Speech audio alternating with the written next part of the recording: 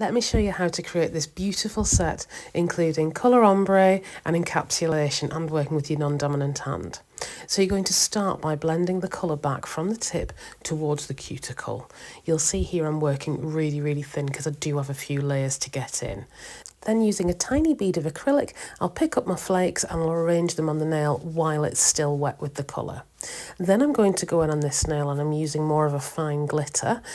So I, again, thin wash of the actual colour that I'm using, and then I go over the top with my glitter. It's a glitter acrylic, so the acrylic's already mixed in with that one. Next, we're going to break up our shell into some small pieces and using some clear acrylic. Again, ideally while the acrylic on the nail is still slightly damp, we're going to go in and just literally place that where we want it on the top. Then we're going to go in with our first bead. We'll place that over the area where the colour stops and we'll blend that towards the tip, and then a cuticle bead. When I'm working with my non-dominant hand, I tend to do the majority of the work with my right hand, and then I'll pass the brush over to my left hand, or say if I'm filing, I'll be filing my right hand, I'll be using my right hand to actually move rather than, and I'll just keep the file firm in my hand. So it's my right hand doing the majority of the work still. I hope that makes sense. Let me know if you want a more detailed tutorial on that.